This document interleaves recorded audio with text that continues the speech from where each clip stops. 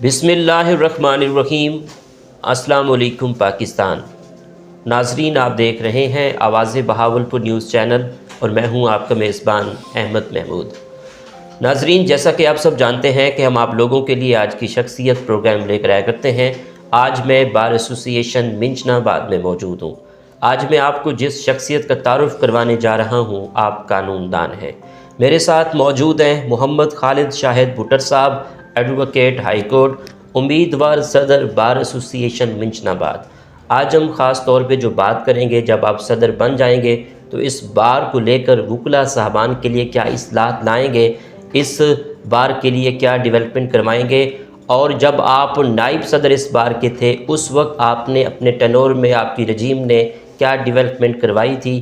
तो आइए बात करते हैं, मुलाकात करते हैं। अस्सलाम वालेकुम जनाब। अस्सलाम, क्या हाल है सर? ठीक है, आप सुनाएं, तबीयत ठीक है? अल्हम्दुलिल्लाह ठीक था। जनाब, आपने अपनी इब्तदाई तालीम कहाँ से हासिल की? आपका तालीमी सिलसिला कैसा रहा? मैट्रिक मैंने मिंचनाबाद से की और उसके बाद मैंने एफएससी जो है वो लाहौर से की। माशाल्लाह। ग्रेजुएशन करने के बाद फिर मैंने ला की इस्लामी यूनिवर्सिटी से और उसके बाद प्रैक्टिस मिंचनाबाद में स्टार्ट की मैंने। ठीक। वकील और बनने 2002 से मैं प्रैक्टिस कर रहा हूँ रेगुलर। अच्छा, माशाल्लाह। वकील बनने का शौक़ कैसे पैदा हुआ? आपको खुद शौक़ था या वालिद साहब ने कहा कि वकील बनना है? नहीं, मेरी फैमिली में ये मेरे मामू अंकल है मेरे, सलीम चोटिया साहब, तो वो ऑलरेडी इस वकालत कर रहे थे, एक प्रोमिनेंट वकील थे, तो उनको देखकर मुझे शौक़ पैदा हुआ। ठीक। एज अ कानूनदान, आप सीनियर कानूनदान में आपका शुमार है, तो एक अच्छे वकील में क्या खसूसियात होनी चाहिए? जो वकालत है एक रिस्पेक्टेबल प्रोफेशन है इस हमारी सोसाइटी में, और उसके लिए बेसिकली कोई भी आप जब काम करते हैं तो आपकी कमिटमेंट उस बिज़नेस से, उस काम से होनी ज़रूरी है। अगर आपकी कमिटमेंट है, प्रोफेशनलिज्म है, तो अल्लाह ताला की ज़ात किसी न किसी स्टेज पे आपको सक्सेस दे देती है। इसमें ज़रूरी है कि आप जो है लॉ को समझकर अपने सीनियर से, अपने जो है उनसे कंसल्टेशन के बाद और पढ़ कर जो है सीखें उसको।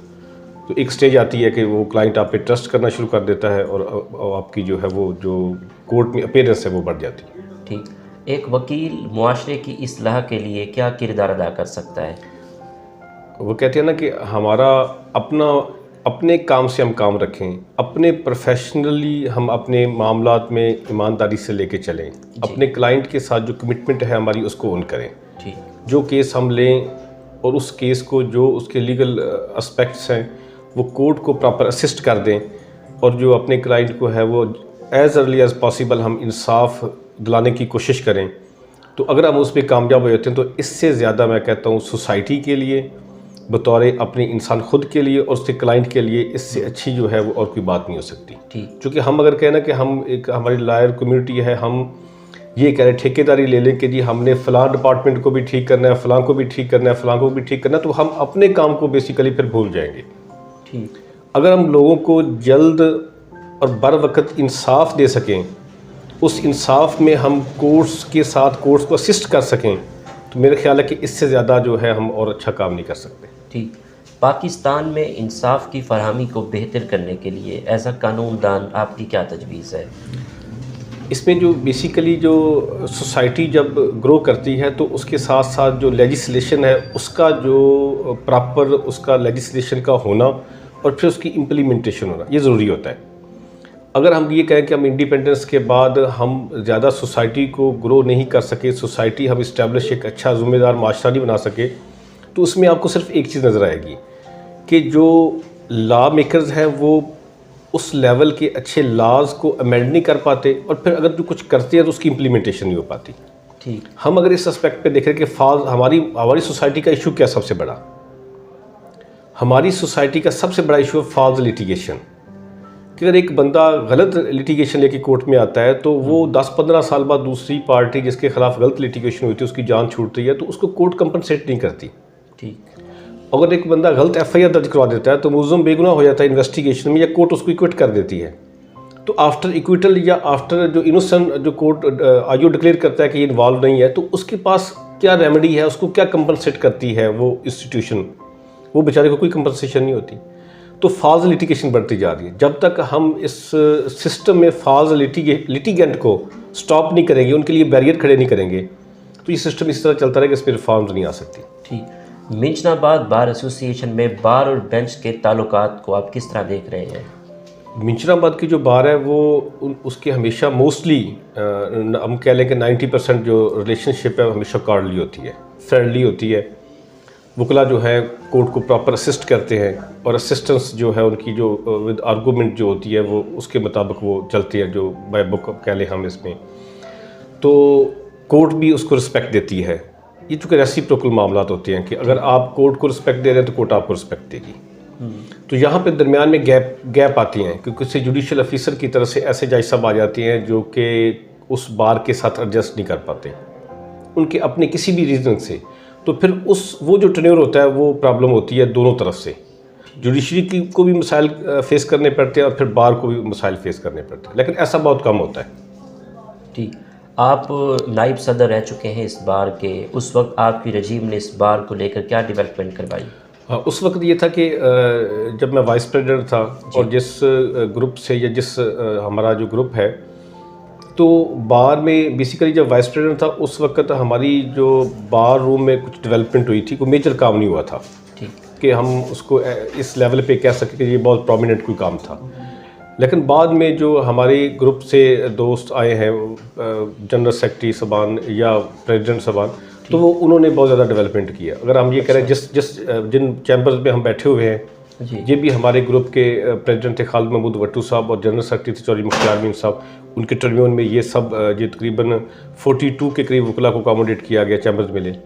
इस तरह जो नया बार रूम है ये भी हमारे ग्रुप के जो सीनियर जो बार मेंबर प्रेसिडेंट थे खालिद महमूद भट्टू साहब, उनकी एफर्ट से, रुस्तम कुरैशी साहब की एफर्ट से, प्लस ज़ुबैर रुडी साहब की एफर्ट से, यानी कि हमारे ग्रुप के ही प्रेसिडेंट और जनरल सेक्रेटरी ने ये ज़्यादा काम किया इसमें। इस तरह जो एक अमीन ब्लॉक मिला है उसमें तकरीबन 63 वकला को अकोमोडेट किया गया है। अच्छा। तो वो भी हमारे प्रेसिडेंट थे चौधरी मुख्तार अमीन साहब, उनके प्रेसिडेंट के दौर में ये डेवलपमेंट हुई है। तो हमारा जो ग्रुप है वो जिस अपने दोस्त को या अपने एक साथी को आगे लेके आते हैं तो वो मैक्सिमम एफर्ट पुट करता है कि बाहर के जो यंग आने वाले वकला है उनको अकोमोडेट कर सके, उनके लिए डेवलपमेंट हो सके। ठीक, अपने ग्रुप के हवाले से हमें बताइएगा। जो हमारा जो ग्रुप है इसमें मैं जो लीड करते हैं विदिन जो बार हमारे वो अकरम शाह साहब हमारे ग्रुप को लीड करते हैं। खालिद महमूद भट्टू साहब हमारे जो है वो ग्रुप के वो एक लीडर है उसमें से। रुस्तम कुरैशी साहब है हमारे, ज़ुबैर रुडी साहब है, इसमें जो है मुख्तार अमीन चौधरी मुख्तार अमीन साहब है, काफ़ी दोस्त है। मियां अनवर भंडारा साहब है, मकबूल भट्टू साहब है, जो कि इन हमारे जो ग्रुप को है वो उनके लीडिंग जो हम कह रहे हैं लायर्स उनमें शामिल होते हैं। रुस्तम अली कुरैशी साहब हैं, वो इस मामलात को लेकर चलते हैं, बार की जो पॉलिटिक्स है उसमें वो आगे लेकर चलते हैं और हमारे ग्रुप को लीड करते हैं। क्योंकि जो बार की जो पॉलिटिक्स है उसमें बेसिकली एक ग्रुप ऑफ जो सीनियर्स का जो है वो हमेशा इकट्ठा होकर जो है वो लीड करता है। तो वो डेफिनेटली सब ये जो मेरे सीनियर्स हैं, जो कुछ और जिनके नाम मैं अब रशीद साजिद साहब है, मैं उनको नाम नहीं पहले ले सका। इस तरह और दोस्त काफ़ी सीनियर हैं जो अभी मैं जिनका कोई टाइम की कमी की वजह से मैं नहीं उसका नाम ले पा रहा। तो वो सारे मिलके जो है वो इस ग्रुप को चला रहे हैं इसमें। ठीक, इसमें मियां शफी कालू का मैं स्पेशली मैं उनको नाम लेना चाहूँगा। मियां शफी कालू का भट्टू साहब हैं जी, हमारे यहाँ पे एक अभी अल्लाह को प्यारे हुए हैं हमारे सीनियर बार मेंबर मियां सईद गौरी साहब, वो भी हमारे एक इसमें लीडिंग लायर्स में थे। तो उनके अब छोटे भाई मियां शफी गौरी साहब हैं, वो उनके वो इस अपनी फैमिली को भी रिप्रेजेंट कर रहे हैं और इसमें वो हमारे ग्रुप में भी एक उनकी रिस्पेक्ट है इसमें। तो इंशाल्लाह जो है वो इलेक्शन जो होती है वो एक ग्रुप के साथ ही आप उनको कंटेस्ट करते हैं, अपने दोस्तों के साथ, अपने सीनियर्स के साथ, अपने हम असर के साथ और अपने जूनियर्स को साथ लेकर। तो एक टीम वर्क होता है, टीम वर्क के बगैर जो है वो आप इलेक्शन जो है वो कंटेस्ट नहीं कर सकते। और होपफुली जो है मेरी जो टीम वर्क है इंशाल्लाह मेरे साथ है और वो हमारा एक अच्छा एक जो है कैंपेन का सिलसिला चल रहा है। ठीक, बार एसोसिएशन मिंचनाबाद के क्या मसाइल हैं जिन पे आपका फोकस हो कि इनको हल होना चाहिए? इसमें जो बार एसोसिएशन मिंचनाबाद में इस वक्त जो करंटली इश्यूज़ आ रहे हैं ना, वो एक दो डिफरेंट किस्म के इश्यूज़ हैं। एक तो है इंतज़ामी मामलात कि आप जो बार रूम से रिलेटेड इश्यूज़ हैं, और एक यंग लायर्स के इश्यूज़ जो हैं, ये दो डिफरेंट टाइप्स हैं मसाइल की। जो बार से रिलेटेड इश्यूज़ हैं वो हम कह रहे हैं कि लाइब्रेरी का एक इशू है कि लाइब्रेरी जो है वो मेंटेन प्रॉपरली नहीं है, और मैं कोशिश करूँगा कि उसको लाइब्रेरी को मेंटेन करूँ। प्लस जो है वो जो हमें पाकिस्तान लॉ साइट जो है वो उसको एक्टिव होना चाहिए, ताकि यंग लायर जो रिसर्च कर सके, उनको जो लॉ पढ़ चाहिए वो उनको जैसे भी वो बार रूम में एंटर हो तो उनको वो सहूलत उनके सामने मौजूद हो। एक तो मैं इसको कोशिश करूँगा कि इंशाल्लाह अपने ये आपके मंशूर में शामिल में शामिल डेफिनेटली मैं। इसके साथ साथ जो है को जो हमारे यंग लायर्स हैं कोर्ट में जो है ना, वो उनको अमूमन सीनियर तो अपने राइट्स को या अपनी जो प्रिविलेज है वो गेन कर लेती हैं। यंग लायर्स अमूमन जो है वो उनको ये उनके बारे में ये इम्प्रेशन ये जाता है कि उनको वो इक्वल राइट्स नहीं मिलते। ठीक है। तो अगर अल्लाह ताला ने मुझे ये अपॉर्चुनिटी दी तो मैं डेफिनेटली ये जो अपने एक जुडिशल हमारा सिस्टम उसमें ये होगा कि मामला यंग लायर्स के लिए अपॉर्चुनिटीज़ क्रिएट की जाए, उनको लोकल कमीशन अपॉइंट करने में, उनको मैक्सिमम यंग लायर्स अकोमोडेटर्स में, इवन जो रेवेन्यू डिपार्टमेंट में जो रजिस्ट्रियाँ होती हैं तो वहाँ पर भी जो कमीशन अपॉइंट किया जाता है तो वो भी हमारे यहाँ ट्रेंड नहीं है। तो वो उसको भी मैं कोशिश करूँगा कि वो जो रेवेन्यू अथॉरिटीज़ हैं उनसे मिल के, ताकि जो रजिस्ट्री हो वो जो स्टेटमेंट नोट लिखे वो भी एक वकील कमीशन हो, उसकी बाकायदा फ़ीस जिस तरह बिग सिटीज़ में है तो हमारे शहर में भी ये जो है वो इस ट्रेंड को जो है वो आगे बढ़ना चाहिए। ठीक। सूबा बहावलपुर या मुल्तान एज अ कानूनदान आप क्या राय रखते हैं? इसमें यह है कि जब हम लीगल एस्पेक्ट पे बात करेंगे तो सूबा पंजाब जब इसकी डिवीज़न होती है तो जो बहावलपुर है तो वो बहावलपुर ऑलरेडी जो रिटन एक एग्रीमेंट है उसके मुताबिक जब भी ये रियासत जम की थी तो जो सेपरेशन होगी तो इंडिपेंडेंसी होगी उसकी। तो बहावलपुर का जो अलग सूबा बनेगा, इसका जनूबी पंजाब जो बाकी बेल्ट है मुल्तान, तो उसके साथ तो कोई किसी किस्म की कोई हम ये कह सकते हैं कोई इक्विटी बनती नहीं है, या कोई ऐसा नहीं बनता कि हम इसको कहें कि जी अब उस पर जम करके जनूबी पंजाब का सूबा बन जाए। बने मुल्तान जो है बाकी बेल्ट है साहिवाल शामिल करके, उसके आगे शामिल करके जो इलाके हैं वो एक सेपरेट बन सकता है। लेकिन बहावलपुर जो है, बहावलपुर एक सेपरेट ही इसका सिस्टम है, सेपरेट ही इसकी बाउंड्री है और सेपरेट ही इसका ऑलरेडी एक एस्टैब्लिश सिस्टम है। तो सेपरेट इसको सूबा बनना चाहिए, इसको किसी के और के साथ जो है ना वो नहीं होना चाहिए मुंसलिक। ठीक। एक अच्छा शहरी बनने के लिए क्या क्या ज़रूरी है?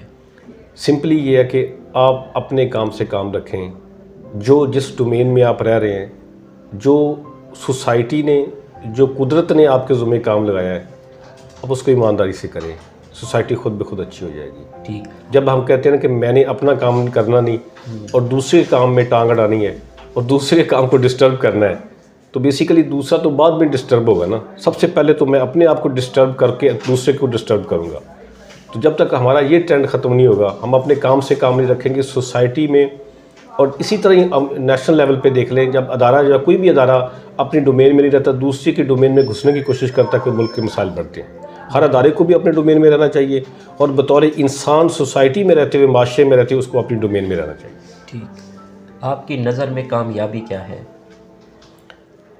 मैं कहता हूँ कि सिंपली ये है कि आप सोसाइटी के लिए क्या कर सकते हैं। अगर आपने कुछ काम किया है या आपने कम से कम मैं कहता हूँ कि किसी ने बड़ी खूबसूरत बात की है कि आपके ज़ुम्मे नहीं है कि आप पूरे शहर को लुक आफ्टर करें, लेकिन एटलीस्ट आप अपने महल्ले में, अपने अजीज़ों में किसी एक घर का ही ख्याल कर लें। उसकी जो है आप जो उसकी मदद कर सकते हैं, उसकी ज़रूरियात को जो उसकी उसके इश्यूज़ है रिज़ॉल्व कर सकते हैं, तो ये शायद अल्लाह के यहाँ ये सफिशेंट है। लेकिन अल्लाह अगर आपको तौफीक दे तो आप महल्ले में मैक्सिमम कंट्रीब्यूट कर सकते हैं।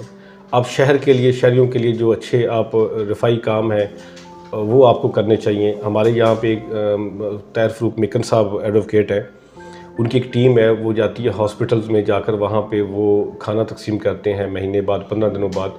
तो देखिए वो बेसिकली तो वो सोसाइटी के लिए काम कर रहे हैं, अच्छी रवायत कर रहे हैं। इसी तरह हमारे यहाँ राव काशिफ रहमान साहब हैं, उन्होंने एक ट्रस्ट है उनका है कि वो जो आँखों के पेशेंट हैं, महीने में, साल में उनका जो है एक दफ़ा कैंप लगता है। फिर वो बाकायदा उन्होंने अपने शहर मंडी सादतगंज में जो गुरबा है उनके लिए वो उनके लिए माहाना बेसिस पे उनको पेमेंट करते हैं, राशन तकसीम करते हैं।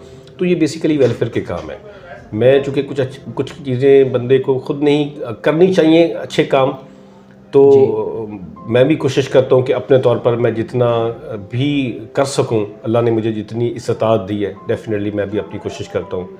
और इंसानियत की खिदमत ही सबसे बड़ा है जो आपका क्वेश्चन है कि आपने अगर इंसानियत के लिए कुछ कर लिया तो समझे कि आपने अपने लिए भी सब कुछ कर लिया, सोसाइटी के लिए भी सब कुछ कर लिया। कानून की दुनिया में आपके उस्ताद कौन है?